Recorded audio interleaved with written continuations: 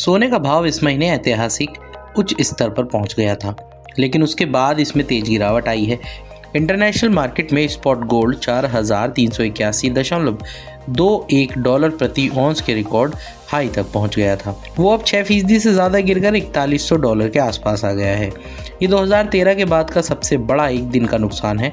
वहीं भारत में सोने की कीमतें 1,32,000 रुपये से गिरकर लगभग 1,21,000 प्रति 10 ग्राम हो गई है। ये वैश्विक संकेत और मौसमी डिमांड में कमजोरी से मेल खाती है।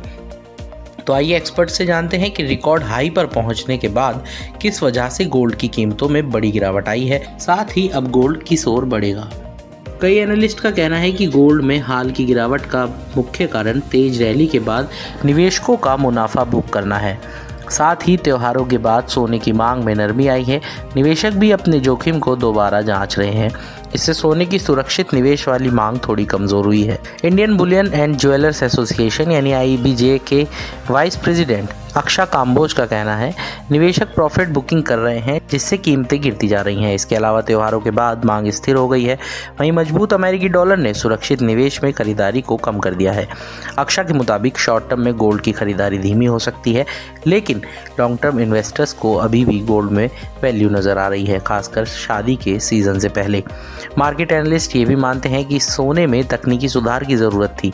एंजल वन के चीफ टेक्निकल रिसर्च एनालिस्ट तेजस सिक्रेकर का मानना है कि सोना ऐतिहासिक रूप से ओवरबॉट स्तर तक पहुंच गया था। इसके चलते कीमतों में बड़ी गिरावट आई है।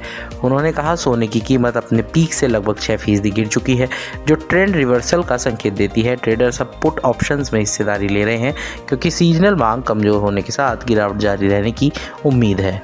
अमेरिकी डॉलर की मजबूती भी सोने पर दबाव बना रही है। मजबूत डॉलर के कारण दूसरी मुद्राओं में निवेशकों के लिए सोना महंगा हो जाता है, जिससे मांग घटती है। ऐतिहासिक रूप से डॉलर और सोने का ट्रेंड उलट होता है, क्योंकि जब डॉलर मजबूत होता है तो नॉन यील्ड यानी ब्याज न देने वाली संपत्तियों की मांग कम हो जाती है, जैसे कि सोना।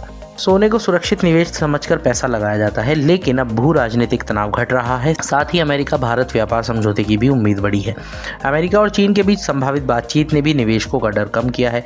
इससे वे दोबारा शेयर बाजार जैसे जोखिम वाले एसेट्स में निवेश बढ़ा रहे हैं। एस्पेक्ट बुलियन एंड रिफाइनरी के CEO दर्शन देसाई ने कहा, सोने की कीमतें अब लगातार 9 हफ्तों तक बढ़ने के बाद गिरावट की ओर जा रही हैं।